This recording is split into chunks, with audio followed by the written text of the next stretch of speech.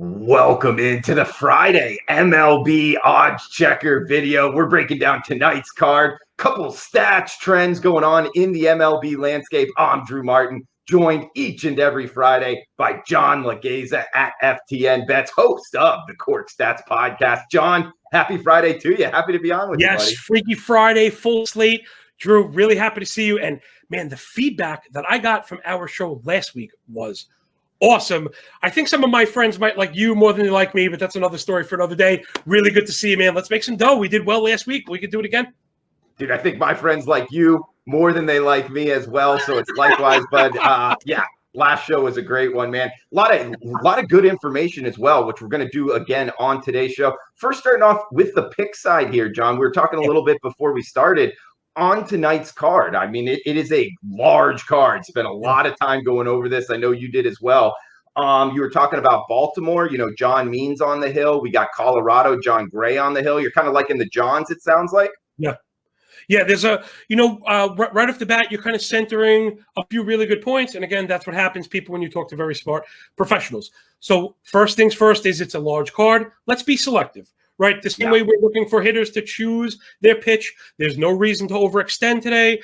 And Drew, listen, that's human nature, right? It can be very easy. This card lends itself to a lot of action.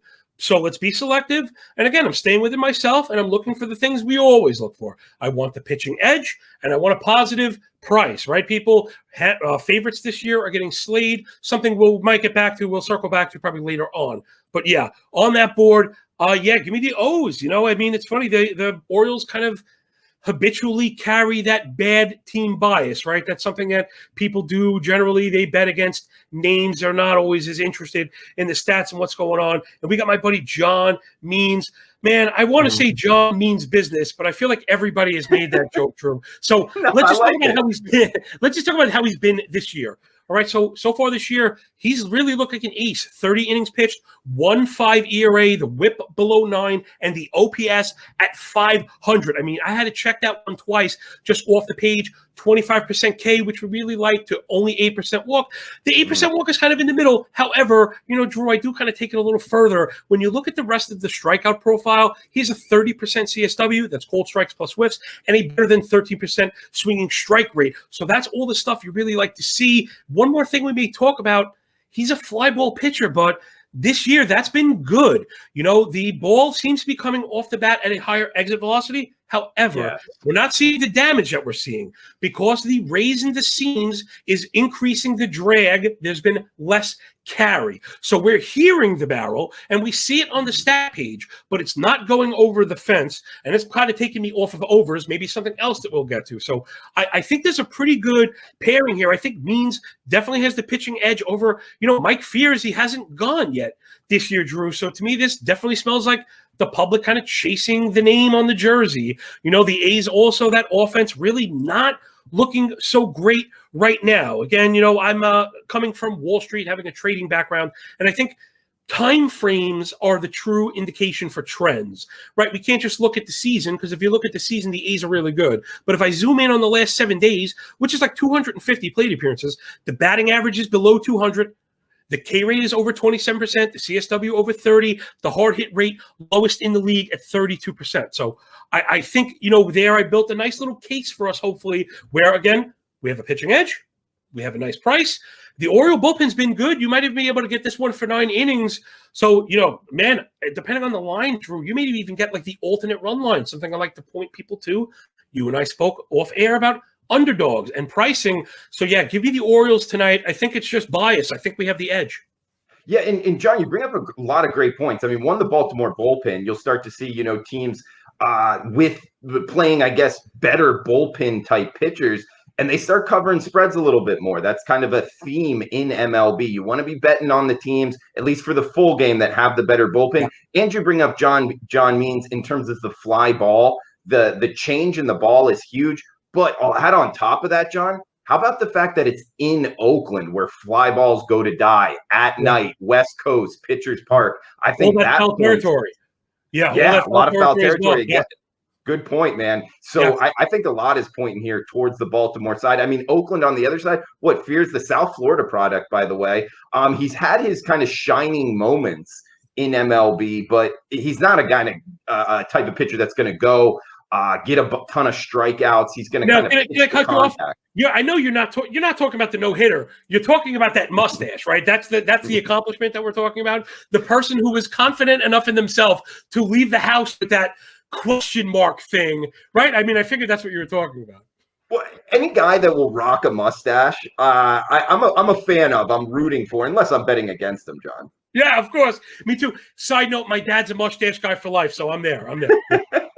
Nice, man. Well, hey, one game I wanted to bring up here is a game I like, and I bet a lot more underdogs than favorites this season. And I kind of tend to not bet favorites more than minus 150. It's just a rule of thumb. I will do it, but I don't like to do it a lot. We got one tonight, a favorite that I just think is underpriced here, John. It's the Houston Astros, minus 125. We're having to lay $1.25 against the Tampa Bay Rays in Tropicana. Yarbrough, the pitcher for the Rays, the lefty, he's a guy that just, you look at his velocity alone, he's down to 87, 88 miles per hour, going up against McCullers, a guy that will come after you in the opposing lineups. And the fact that the Astros, top 7 in MLB, weighted runs created plus against lefties. They tend to match up handicap-wise here, John, smash the guys that just kind of throw up, slow, maybe curveball. They're not going to come after you with 95 plus here. So I think a lot pointing towards the Houston Astros as they're getting healthier. This is a team that came out really banged up. So don't just look at their record and be like, hey, this Houston Astros team is falling off. I think the Houston Astros are worth a shot here, John, at a very, very cheap price of minus 125, in my opinion. Yeah, I think the price is really good. And I think the offense is good. They're all back from that little COVID delay, right? There was just a couple guys off. So now everyone's back, and now Tuve's back. He's hitting, and Bregman is back. He's hitting, right? So that's all systems go. And the bullpen last 7 for the Astros has been one of the best in the business, aside from the, very surprising Mariners. So I do feel you there. Where I'm a little worried, and this is only because I was very big on Yarbrough coming in. I play a lot of fantasy baseball. I play a lot of high-stakes fantasy baseball. Those are very deep leagues. So, you need 9 pitchers. So you end up kind of all the way back in the player pool looking for guys 500th overall. And Yarbrough's name kept popping up. Now, something I identified also at the ball. This is a little side note first, Drew. I have noticed, and I haven't heard anyone else talking about it just yet, there have been about a half a dozen, maybe more, notable sinker bowlers who have not gotten any sink. And I mean, it's beyond just the numbers. I went and kind of watched the pitchers and checked the Baseball Savant heat maps and stuff, and they're hanging. And these are guys, if you look at the year over year, the ball used to be a full 8 inches, 10 inches lower. Okay, so Yarbrough was one of those guys, and he was getting punished early. My problem with going after him today, and now this doesn't mean you're not going to get it because the price is right, the bullpen's there, the offense is there. But the reason I did not check this one off today is because, and I'm wondering if maybe he's listening to Cork Stats, maybe, Yarbrough abandoned that sinker after the second start. Interesting, okay. So he abandoned the sinker after the second start. So first 11 innings pitched this year, 12 earned runs, more than a 9 ERA, what people were targeting. Last 2 games, 10 2/3, only 1 earned run allowed. And we saw that profile come down. So again, it's not like this guy's a world beater and I'm telling you to run away from Yarbrough. That's not what I'm saying. But I think you're seeing the 2020 version of this man who is the better version of just a guy. He's still a 3.8 ERA. It's still a 1.3 whip because a lot of balls in play. The Astros hit the ball hard. So I don't really have a hard pushback against you. And if this price was 160, maybe I would have. But for 125, I do think the Astros is a viable play. But I wanted to point that out about Yarbrough because I kind of have my eyes on him as a possible buy low candidate for F5 betting. I'm not going to bet him today against the Astros for all the reasons you mentioned. But in 5 days from now, if he's good today, Drew, we might be talking about betting on Yarbrough. That's a great point there, John. And that's something I actually did not know going into this. So heck, that's another reason to watch this show, guys, each and every Friday. John, bring in the heat here. John, where do you go about finding, the pitch metrics, knowing that he abandoned the sinker that you were talking about. Yeah. Did you read that in an article, or is there an No. actual website you go to? Yeah, no. A lot of the custom stuff you hear on my podcast comes from, man, a lot of elbow grease. And in fact, I've been behind the scenes, Drew, speaking to the provider. So to answer your question for people that are interested, you want to be on Fangraphs and you want to be on Baseball Savant. Okay, those are your websites. However, there can be issues. There's different accounting and even to pitch. This is why individual pitch science is very difficult and takes a lot of elbow grease and do a lot of work. It's a lot of leg work because sometimes you'll see the two different sites have the pitches listed differently. Sometimes sinkers and sliders are classified differently. Sometimes, seamers they're just classified differently.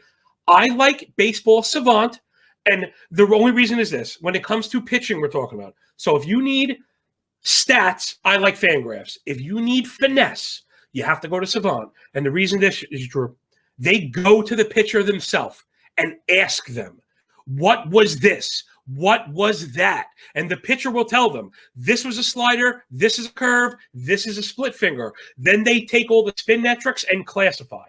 So you can go onto any pitcher Savant page. They break everything up by pitch. You could look at result, and then you really have to go beyond that and look for location. So there is quite a bit of work. I would just suggest people listen to Cork Stats every day. You know what I mean? Not to be like that, but to be like that. This is what I do. Sometimes I do the work so you don't have to. I like to think of my work as being for professionals. So when you tell me that was cool for you to hear, that's what puts the wind in my sail, and that's what I'm out there doing. Kind of a specialty of mine right now is trying to dissect these arsenals. So, don't be afraid if it's a bit intimidating, because it is for everybody, including myself sometimes. It can be confusing. But, yeah, I think that's great that you're bringing that up because, listen, with the age of information we're in, Drew, this is where the edge is found, in my opinion, Yeah, John, I the reason I wanted to ask is because there is guys out there, kind of doing this as a living, watching this show right now. But then there's another sector out there that's, they got their 9-to-5 jobs and they're wanting to just, watch the video, get some picks, and then also, just kind of trust you for what you're doing. So that's the two different metrics out there of people that are watching this video, and we want to appeal to both. So we'll give you the information, but as John said, one of the big things about this business is just you can listen to this video, get the picks as well. So make sure to jot it down, guys. That's okay, right? I be honest. Let me apply it to myself. I wear all of my weaknesses on my sleeve. It's how I improve. Something like bullpen work. That's a whole other science in itself. Yeah. I outsource that work and I go to specialists. So, don't be afraid if you don't understand something to go and ask people for help. A lot of the stuff I just explained to you about Savant is because I approached Darren and I've approached Mike P and those guys to ask them questions. And sometimes it's at the expense of me looking like an amateur. And you know what? That's fine, because as long as we get better every day, that's what we're here for. I know, Drew, I've heard you preach that, and I love it, man. It's something that we do. We don't just talk it, right? We apply it, and that's what it's about. Absolutely. Getting better every day. We got to go over the metrics, see where we did wrong, and then improve it in the future. John, we do have a couple trends, angles in the MLB season wanted to get to on the video to help us in the future. But for Friday night's action, did you want to break down any other games? I know you were talking about the Rocks and the D-backs tonight. Maybe a little fade Bumgarner? Yes. Oh, absolutely. You know what? Okay, we're going to get a couple cool. There's a couple cool ones in here. So right off the bat, let's just do the no-hitter thing really quickly. Okay? It's not a no-hitter. Very simply because the rule says 9 innings. Now, if you don't think that's right, if you think that should change, you can either go cry and complain in your pillow, or you could take the proper avenues to have the rule changed. That aside, it's not a no-hitter. The rule says 9. We live in this age now where people think if you complain loud enough, rules don't matter. Well, rules matter. We live in an objective world. That was not a no-hitter. Now let's talk about the pitcher, okay? To me, there are anomalies, and that was a clear one of those. I see a pitcher whose last 70 innings out, it's a 6.4 ERA, it's a 1.4 whip, and an OPS near 900. Okay, I call that an attack metric. Drew, again, something we talk about on this show now. When I make bets, when I put up lineups, I think of them as a case to bring in front of a judge. So right there's our first reason we want to get him at near 900 OPS. Then we're going to get into the discipline, okay? 18% K, that's way too low, but an 8% walk. 10% K minus walk or less is exactly something that we target. So there's check number 2. We want to go after Bumgarner. Then you get into the quality of the contact, right? So people, I don't just like to spit out stats and stat read. We're talking about a pitcher who doesn't strike you out. He might walk you. He has to beat you in the zone. So the key to this game for me is going to be quality of contact. 43% fly ball, 44% hard hit, 13% barrel, and 2.5 home runs per 9 in that span are exactly the things we're looking for. If anybody right now is looking for Bumgarner to have kind of turned the corner and be the ace again, I think Occam's razor, right, the more likely answer, when I hear hoofs behind me, I think horse and not zebra, because I've never seen a zebra and I've seen a million horses, right? It's creative to think zebra. It's not a zebra. The chances are it's a horse, and he's going to revert back to the pitcher we've seen that has an incredibly hard time locating a very unimpressive fastball. The Rockies are hitting right now. People tend to be off them, Drew, when they're away from Coors, which don't get me wrong. I understand. I am not going to downplay the importance of being in Coors. But that also doesn't mean that Trevor Story and Charlie Blackmon are not good hitters. Like, there are these disconnects with narratives that happen that are wrong. We should boost hitters in Coors. We should not pretend Trevor Story is not awesome when he's on the road. And right now, those Rockies are hitting something I talk about often. Again, Drew, portending production is a strong disciplinary basket. The K rate, which was high on the year 26, is now down to 22 last 300 plate appearances. The walk rate up to 10. The hard hit rates have followed, and now the production is here. So the Rocky bullpen is a bit ugly. So I think we want this one first 5. Let me make that the caveat. Give me, John Gray. I want the young wolf of Winterfell, right? For any of you GOT fans out there, give him to me for the first 5, because I think it's cut out the bullpens. I mean, for the full season, their bullpen is the worst bullpen in MLB, John. And I love the fact that you brought up, because their offensive numbers are not good, depending how you want to go. It's bottom 5 for the full season, but kind of a buy low opportunity, like the stock market here. If they are walking more, they're seeing more pitches. The Rockies, I always say this, John, one of the best ways to make money in the gambling space that I've learned in the 7 years is doing this in my straight job is to find the teams that are absolutely awful, that they just become decent. That's the best way to make money in the long term, because they stay under the radar longer, John. Nobody's talking about them. Yep. So we've talked about that. And find me those teams, especially with 5-inning pitching edges, right? And that's what we're looking for, Drew. People, I think they go a little too far, as if, we're claiming the Rockies or the Orioles are going to win the World Series. We're not saying that. We think they can play to a tie or be ahead for 15 outs today. That's all we need, people. And we're getting better than even money to do it. I'm hitting both of those. I think I'm going to get both of the F5 money lines. And I may even pair the 2 run lines, right, where you can get paid on the tie, which I love. I mean, just as a cheapskate in general, that's my favorite bet to cash. To cash an underdog that played to a tie makes me feel like a total champion to put that money in my pocket, right? That feels like a true accomplishment in handicapping, because it really feels like you beat the market there. And it does. It really does. So I really like those. And I love that you're so open to these things, Drew. This is why you're such a cool guy. And I also think it's why you've succeeded. Some people are way too rigid. It has to be this. It has to be that. You can't parlay. You can't mix and match. Of course you can, right? You have to bet $100 every. No, you could bet 37 and 42 and 31, depending on the pricing. And that's what I do. And I feel like that's part of why I've succeeded, because we're malleable, right? We're willing to take new info and be, flexible. And I think that's a good idea. Yeah. Always be ready to change and succeed. Success, what breeds more success? So I'm happy to be on with this successful person here, John at FTN Bets, guys. Hey, so breaking down 3 games, it sounds like, I like Houston minus $1.25 there, cheap favorite. Baltimore Orioles plus the 120 behind John Means for John there, and then also John Gray and the Rocks as a underdog here, and a little bit of fade Bumgarner. And by the way, John, didn't get to touch on this. I'm with you. It seemed like the outcry on Twitter was, "Oh, Bumgarner, that should cry. That should count as a no-hitter." I'm like, nah, not really. I mean, he only went 7 innings. I don't really think it should either. It just is what it is. It's a great performance. Tip your cap. Now we'll see what he does here. That's how I look at it, John. Yeah, agreed. Good job. Yeah, I'm not going to. First of all, I'm way too focused on my business, and we're making money. Not that great. Yeah. I don't really care about the other stuff. I'm going to be honest. Off season, we could talk about no hitters and accomplishments and streaks and Hall of Fames. Right now, that stuff doesn't pay the bills. I'm focused on the black and the red. 100%, John. Yeah. And hey, going into this weekend, before we shut this down, John, wanted to bring up a couple trends that we talked about off air that I think could actually help sports bettors in the next, coming weeks here. Talking about new gambling money coming into the market, creating a squarer betting market in baseball. We're seeing these states, even Florida coming on right now, but we're up to about 20, if not more states now bringing legalized gambling. And sure enough, that's new gambling money coming into the MLB betting markets. And we talked about this. I agree with you, John. It's creating a squarer market. And I actually think it's better to be a sports bettor in the know right now in MLB than any year in the past, John. Yep. Could not agree more. Could not agree more. I mean, and again, it's never easy. And I don't think that's what anyone's insinuating. However, we'd be remiss to ignore this. It's a fact. Every state that opens is potentially millions of new customers into the market. 20 states, you're talking about 9 figures worth of people, none of which having had access beforehand.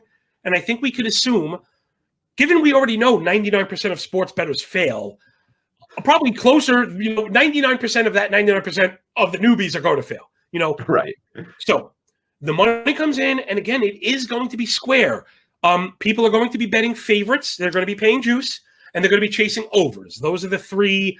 Mm-hmm. Those are the square, rules of betting, right? You bet the Yankees, and you pay the juice, and you bet the over. You do the same with the Dodgers. Rinse and repeat. If you were doing that this year, over bettors and favorite bettors are getting eviscerated, and I've seen quite a few handicappers already throw in the towel so far and say, I'll come back when the weather's warm and the offense picks up. Because they only know overs. They only know overs. They are unwilling to adjust, and they're going to fail. Right? So that's what that is right now. I'm with you, John, and it becoming a squarer market with the new bettors, the new money, liking to bet overs more. And combine that with, like you talked about earlier in the show, with the more drag on the baseball with the seams out. I think both of those in combination leading towards more unders. And this is something that I actually haven't jumped on to bet like really professionally here, John, because the market isn't available in Florida. And to tell you the truth, it's not really available in Nevada, the 2 states that I'm living in right now. John, these K props, betting a pitcher K over, I think that's a pretty square market where, yes, you can bet the over if you got a pitcher that has a lot of movement on a certain pitch and that opposing lineup doesn't hit that pitch very well. I could see the overs, but I actually think that's a new market to actually look unders in, because the people betting that market are obviously going to want to bet the over. They wouldn't be looking for it otherwise. Oh, I love you, man. Listen, me and you were friends forever. We'll be doing karate in the basement shortly after this. And the reason, identifying the prop market was sharp. And that going over was a sharp market about 2 years ago when it first popped up, because they didn't know how to price these things, and everyone was hitting the over every day. Fast forward to this year with the new square money, something we spoke about. These K props are not only too high, they're juiced out of control. They are juiced out of control. It is absurd. It is absolutely absurd where you're paying minus 200 for 10 strikeouts. You know how many things have to go right for 10 strikeouts? What if those 10 strikeouts were 10 pop-ups? You know what I mean? The guy was excellent. He completely succeeded at his job, and you didn't get paid. So I have to find, basically, man, it's funny. You mentioned not paying juice beyond 150. I love to set parameters. For K props, for me, it's like 5 or 6. If I can find a pitcher I like that the market is low on against a strikeout team, I'll go over for 4, 5, or 6. But anybody paying juice for 7, 8, 9, there's the sharp money. It's the man in the camera right over there, right over there. And it's where that is, because you're getting plus money. You're getting plus money to go under on the best case scenario. I will tell you right now, Drew, you're 100% right. The majority of the K props do not go over. Yeah. And they're at juice. So you've identified a totally square market. Dude, gold star on your nose. If I could reach down 2,500 miles south, I would. Fantastic pick on that, man. People apply that. He's totally right. I'm just bugging out right now. Great job. No, love it, John. And it speaks to another point, guys. Like John said 2 years ago, as this was a new market, it really is. Talking about Yeah. the NFL draft just happening last night, that's kind of a new market in itself, and Yes. football bettors. We can bring that into these K props, guys, that it really didn't exist that long ago. So if you were betting it, when it first started and having success towards the over, if you're betting the same way you were, 3-4 years ago, and you're doing that the exact same now, that's not really a formula for success long term in the betting landscape. You always want to be kind of mobile and willing to change because the market's going to change as well. Yep. So just because it was sharp a couple of years ago doesn't make it sharp now. John, awesome stuff like always, each and every Friday, guys, here on Odds Checker. Check John out on Twitter at FTN Bets. John, anything else you wanted to throw out before we shut this down? No, that's it. The only thing I would say is if you're kind of digging my overly analytical million miles an hour style, I break down every single game on every main slate for DraftKings to apply to everybody. So I did all 14 games today. I do each one in about 4 to 5 minutes, and you get all the advanced stats. So if you kind of want an expected statistical breakdown of tonight's entire slate, check out the Cork Stats podcast on all the providers. Give it a rate, review, and subscribe. Support your boy. I'm working really hard on it, and thank you.